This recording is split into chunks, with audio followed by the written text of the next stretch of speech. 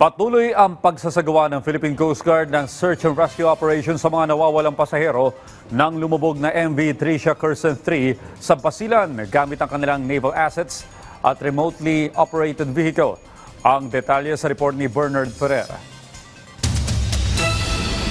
Dumating na sa bahagi ng Balok-Balok Island sa Basilan ang 19 na technical divers ng Philippine Coast Guard. Bahagi ito ng pinaigting na search and rescue operations para sa lumubog na passenger cargo vessel na MV Tricia Curson 3. Ayon kay PCG spokesperson Captain Noemi Cayabyab, agad isinilalim sa briefing at orientation ng mga technical divers upang maipaliwanag ang kasalukuyang sitwasyon at kondisyon ng lumubog na barko. Nagpapatuloy rin ang aerial at surface search operations sa karagatan ng Basilan. Nakadeploy din ang dalawang 24-meter vessels ng PCG kasama ang mga small at high-speed response boats, gayon din ang iba't ibang assets ng mga katuwang na ahensya ng pamahalaan. Ang instruction po sa atin ng aming commandant na si Admiral Ronnie Ilgaban, we will do it promptly po, mas mabilis, mas maganda because assets, bawat segundo po ay napakahalaga pagdating sa search and rescue mission. Gagamit din ng PCG ng remotely operated vehicle o ROV upang tumulong sa pagtukoy ng kondisyon ng barko at sa posibleng salvage operations. Malaki po tulong itong remotely operated vehicle po natin kasi it has a capacity po to see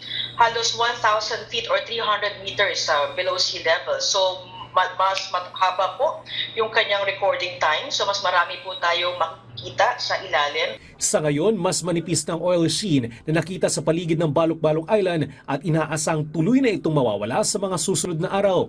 Nakikipag-ugnay na rin ng PCG sa Maritime Industry Authority o Marina para sa isasagawang maritime safety audit sa Allison Shipping Line, may-ari ng lumubog na MV Tricia Curson 3, kabilang ang kanilang mga barko at mga crew. Samantala, patuloy pa rin nakadeploy ang dalawang barko ng Philippine Coast Guard para sa search and rescue operations sa 4 na nawawalang crew, kabilang ang kapitan ng cargo vessel na MV Devon Bay sa bahagi ng Baho de Masinloc.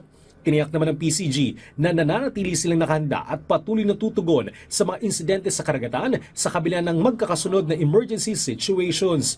Bernard Ferrer para sa Pambansang TV sa Bagong Pilipinas.